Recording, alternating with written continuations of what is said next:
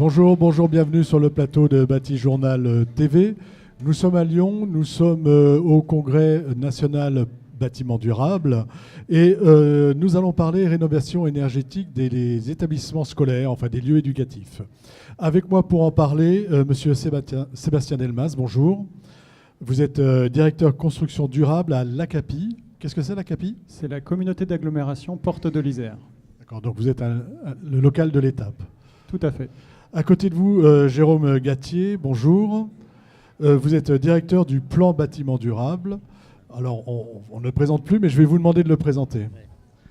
Oui, donc bonjour. Donc, le plan bâtiment durable, c'est une mission qui est née à l'origine dans le Grenelle de l'environnement et qui a pour but de fédérer tous les professionnels du monde du bâtiment et de l'immobilier au sens large autour des objectifs nationaux et locaux de performance énergétique, économie d'énergie et d'émissions de gaz à effet de serre dans les bâtiments.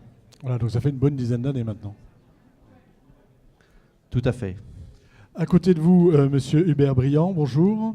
Bonjour. Vous êtes responsable du pôle efficacité énergétique des bâtiments à la Caisse des dépôts. Alors, je ne vais pas vous demander de nous présenter la Caisse des dépôts, mais de nous présenter le pôle efficacité énergétique.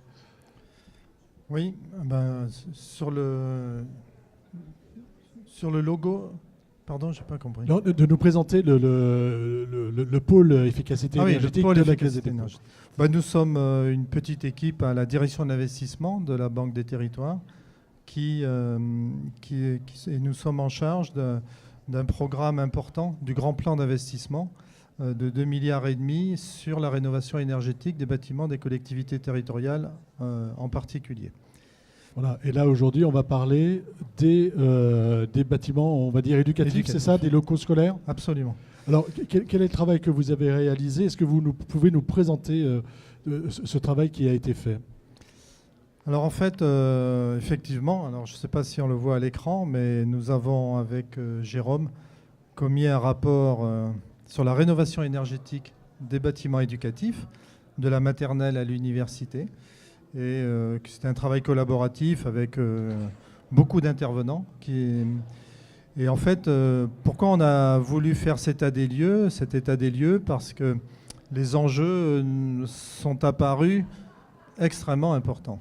Alors, est-ce que vous pouvez nous les donner un petit peu, ces enjeux ? Alors, en fait, les enjeux sont de deux ordres. Ils sont à la fois quantitatifs et qualitatifs, si on peut dire. Quantitativement, il faut comprendre que les surfaces en jeu sont gigantesques. Le patrimoine des collectivités territoriales, enfin le patrimoine déjà des bâtiments publics, c'est à peu près 350 millions de mètres carrés. Celui des collectivités territoriales, 280 millions de mètres carrés. Et les seuls bâtiments éducatifs, c'est 150 millions de mètres carrés. D'accord, donc il y a un enjeu énorme sur l'efficacité énergétique de ces bâtiments. Absolument. Parce que c'est un gros levier. Absolument, puisque comme vous le savez, les bâtiments sont un des éléments importants de la consommation énergétique et des gaz à effet de serre. Et l'aspect qualitatif, c'est qu'en fait, les bâtiments éducatifs sont un enjeu évident au niveau sociétal sur, je dirais, la pédagogie que peut apporter le fait que les enfants ou les étudiants, les élèves, les étudiants vivent dans des locaux confortables et énergétiquement efficients pour qu'une fois rentrés chez eux, ils demandent à leurs parents de faire la même chose. L'idée, c'est de créer un effet boule de neige. Absolument, et un effet pédagogique et vertueux. Voilà. Jérôme Gattier, est-ce que vous pouvez nous rentrer un petit peu dans le détail de ce travail que vous avez réalisé ? Tout à fait, je vais vous retracer les principaux enseignements de ce rapport, mais le plus important, c'est effectivement de comprendre qu'il y a un fort enjeu à la rénovation énergétique de ces bâtiments, comme l'a dit Hubert Briand, à la fois en tant que propriété immobilière, mais aussi en tant que mobilisation des utilisateurs, et ça de deux manières. C'est que d'abord, quand on a fait des travaux importants, pour qu'ils donnent vraiment leurs résultats, il faut que les utilisateurs, qui sont les publics scolaires, les enseignants, les équipes de direction, comprennent ce qui a été fait, soient au courant et puissent utiliser correctement le bâtiment dans ses nouvelles caractéristiques. Et l'autre aspect, c'est que c'est une opportunité pour sensibiliser les publics scolaires par l'éducation en voyant ce qui se fait. Et il y a un certain nombre d'expériences qu'on a retracées, qu'on veut encore plus développer sur ces sujets-là. L'idée, c'est vraiment de faire de ces moments de rénovation énergétique de ces bâtiments scolaires, qu'il s'agisse d'une école maternelle ou d'un lycée, un moment pédagogique, on va dire. Tout à fait. Alors après, donc ça c'est un peu ce qu'on met en exergue dans ce travail collectif. Et les principales leçons qu'on a retirées du rapport, et de ces échanges, c'est que si vous voulez, il n'y a pas de solution unique ou de solution miracle. Il faut plutôt que les gens qui sont à la tête d'un patrimoine de bâtiments éducatifs rentrent dans une démarche dont la première étape est la compréhension, la sensibilisation, la motivation des dirigeants et de toutes les personnes concernées. Il y a aussi connaître son patrimoine, connaître combien il consomme et avoir une idée de ce que va devenir chaque bâtiment. Ce qu'on peut appeler avoir une stratégie immobilière dans son parc. Voilà, il faut déjà faire un inventaire de ce qu'on a, éventuellement un diagnostic, pour ensuite mettre en place une stratégie. C'est un peu ce que vous préconisez. Tout à fait. Il y a d'ailleurs, je pense que Hubert Briand le redira, mais il y a des aides qui sont disponibles pour aider les collectivités et même éventuellement les universités à faire ce diagnostic. Après, on peut démarrer des démarches d'économie en jouant sur l'usage, la maîtrise des bâtiments dans leur utilisation, qui ne sont pas nécessairement demandeuses de forts investissements. Et il faut aussi, bien sûr, travailler sur l'organisation des services. Il faut travailler sur le choix des montages contractuels et financiers et essayer d'avancer de toutes les façons possibles dans cette amélioration de la performance. Vous avez déjà quelques petits dans le rapport, là, enfin je sais pas, on peut parler d'un rapport, on parle de quoi, et vous avez déjà quelques retours d'expérience, vous avez déjà mis en avant quelques... Est-ce qu'il y en a un qui vous a marqué, dont on pourrait parler d'une expérience qui a été déjà réalisée? Écoutez, on peut certainement parler de beaucoup, et c'est vrai que dans notre travail, on a voulu quand même mettre en évidence ce qui est très clair, c'est qu'il y a déjà beaucoup d'initiatives, beaucoup de choses qui se font. Mais alors, ça répond peut-être pas à votre question, mais on a vu aussi un des enjeux qui était que les gens réclamaient qu'on puisse les aider à travailler plus ensemble, donc à mutualiser leurs expériences. Donc il y a beaucoup d'expériences très intéressantes au niveau connaissance du parc, montage contractuel, solutions numériques ou autres, ou de garantie de performance, etc. Et aussi des éléments qui sont plus dans l'expérience pédagogique des publics scolaires. Alors ça, je continue le suspense, donc en insistant sur cet intérêt de mutualisation qui peut aller jusqu'à chercher à mettre en commun la maîtrise d'ouvrage entre plusieurs établissements, plusieurs collectivités pour piloter ces travaux. Voilà, on a besoin de se regrouper, de mutualiser, ouais, pour pouvoir avancer vite et plus loin peut-être. Tout à fait. Tout à fait. Monsieur Briand, est-ce que vous pouvez, à votre tour, nous donner un petit peu ce qui vous frappe et ce qui vous marque dans ce type d'expérience?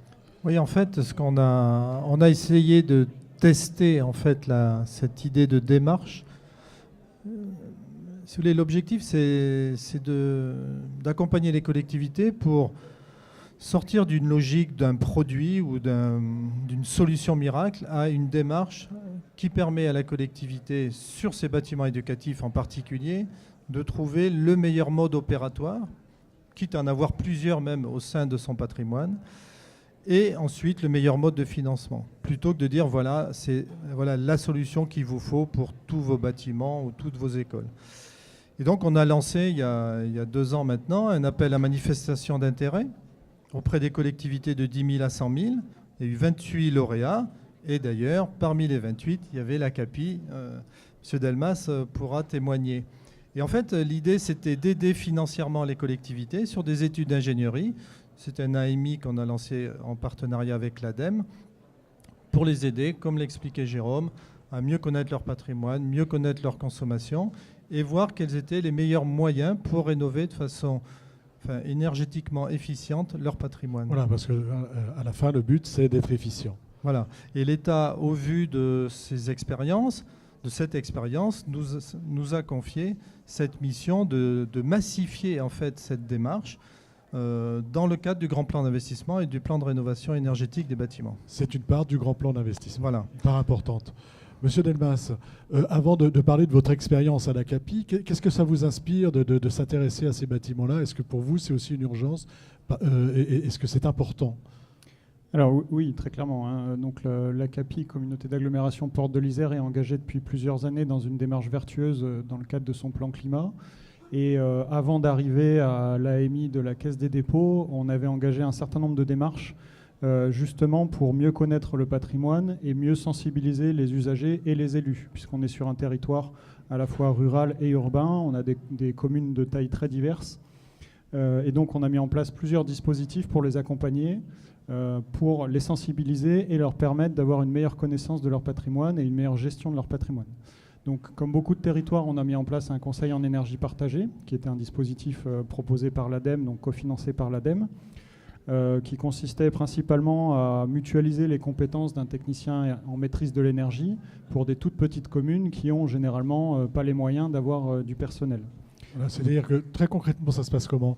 Très concrètement, donc il y a un technicien qui se rend sur place et qui accompagne la commune. Donc ça peut être l'élu en charge des bâtiments ou un technicien de la commune lorsqu'il y en a un, pour faire des investigations sur les bâtiments de la commune, faire une série de campagnes de mesures pour évaluer les bâtiments les plus énergivores, les moins énergivores. Il y a une analyse de la facturation énergétique qui est faite pour optimiser le contrat. Donc là, c'est des économies qui sont à coût zéro, puisqu'il s'agit d'optimiser le contrat de fourniture d'énergie. C'est l'existant. Voilà. Et après, il y a toute une série de préconisations, de petits travaux ou d'améliorations de l'exploitation qui sont formulés et qui permettent à la commune de mieux gérer son patrimoine sans aller tout de suite jusqu'à de la rénovation ou, dans l'idéal, on optimise d'abord ce qui existe avant de se pencher sur la rénovation en elle-même. Donc ça, c'est le conseil en énergie partagée. Mais on a aussi sur notre territoire des communes de taille un peu plus importante, de plus de 10 000 habitants. Et le dispositif conseil en énergie partagée était réservé aux communes de moins de 10 000 habitants. Donc pour ces communes qui sont déjà un peu plus grosses et qui sont un peu plus structurées, on a imaginé un dispositif spécifique qu'on a baptisé conseil en énergie partagée plus, tout simplement, qui vise là non pas à faire pour la commune, mais à accompagner les services de la commune qui sont déjà structurés mais qui manquent de compétences et de temps, à mieux connaître le patrimoine, à mieux analyser le patrimoine et à aller vers, comme pour le conseil en énergie partagée, de l'amélioration de l'exploitation, de l'optimisation de la facturation et la mise en place d'un plan de gestion de patrimoine et un plan pluriannuel d'investissement, parce que sur des communes de taille moyenne, enfin même petites communes, mais vraiment pas les toutes petites communes, c'est des communes qui n'ont pas c'est encore cette logique d'avoir un plan pluriannuel d'investissement et une gestion de patrimoine à moyen long terme. Voilà. Donc là, on est, on va dire, sur tous les bâtiments communaux, sur tous les types de bâtiments. Qu'est-ce qui fait la spécificité des bâtiments d'enseignement ? Alors la spécificité, c'est tout simple, c'est que toutes les communes ont une école. Et c'est aussi pour ça que c'est un enjeu majeur, c'est parce que c'est une problématique qu'on va retrouver partout, sur tout le territoire.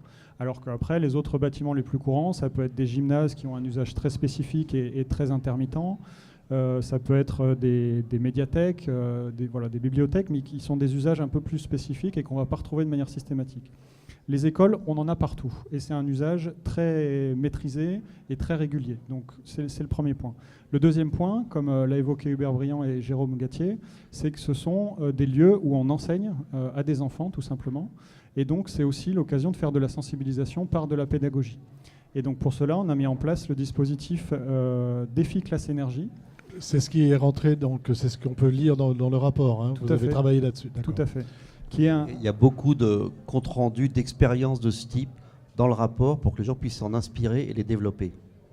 Alors allons-y, inspirons-nous. Le défi Classe Énergie, qui est un concours inter-école dans lequel on accompagne entre 6 et 8 classes durant l'année scolaire. On leur propose 4 modules d'enseignement qui sont réalisés par l'AGEDEN, donc qui est notre espace info-énergie sur le territoire. Et tout ça se fait dans le cadre du programme d'enseignement de l'éducation nationale, parce qu'on est dans des écoles, on ne fait pas n'importe quoi non plus. Et c'est l'occasion d'encourager les enfants à réaliser des éco-gestes et à être ambassadeurs auprès des autres enfants pour réaliser des actions d'économie d'énergie, à la fois à l'école, mais aussi à leur domicile. Et on conclut ces campagnes qui ont lieu durant l'année scolaire par une journée un peu festive où les enfants restituent le travail qu'ils ont pu faire devant l'ensemble des classes concernées. Et c'est un moment assez joyeux. Et ça fonctionne bien. Enfin, il y a un bon investissement des enfants et éventuellement des parents derrière. Il y a une appétence très forte des enfants. Ça se retrouve après à domicile parce qu'on sait que les enfants sont les premiers vecteurs pour communiquer auprès des parents. Et c'est une demande très forte des enseignants, tout simplement, parce qu'on a dû augmenter notre budget. On avait une demande trop forte. Donc on accompagne entre 6 à 8 classes par an, ça fait entre 150 et 200 élèves chaque année. Donc on a dû augmenter notre budget et pérenniser le dispositif pour pouvoir répondre à la demande, tout simplement.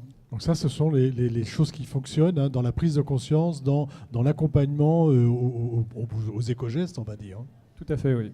Est-ce que vous mettez en place d'autres choses à destination des plus grands, on va dire?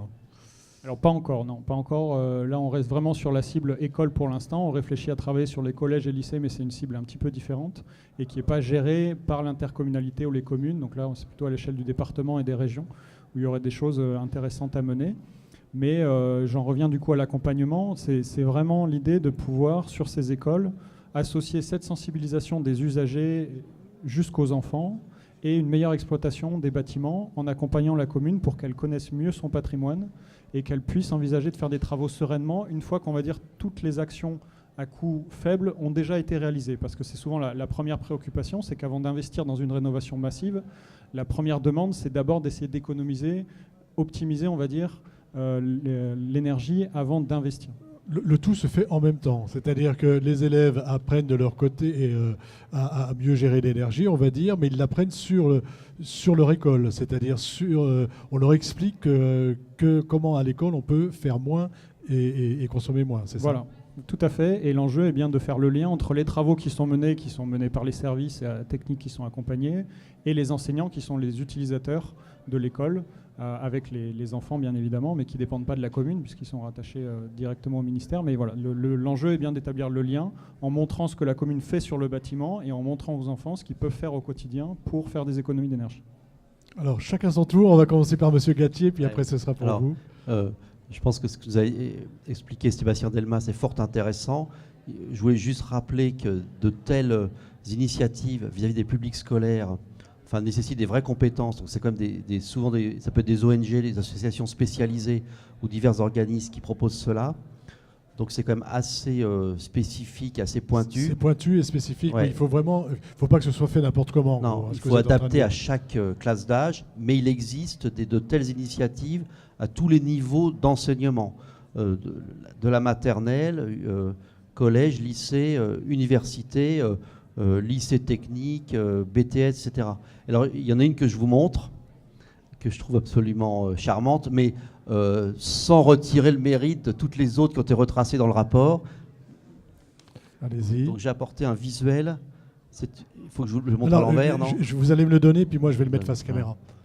Allez-y. Ça a été inventé par une association départementale d'information pour le logement, donc ADIL 45 dans le Loiret, qui joue le rôle également d'espace info-énergie.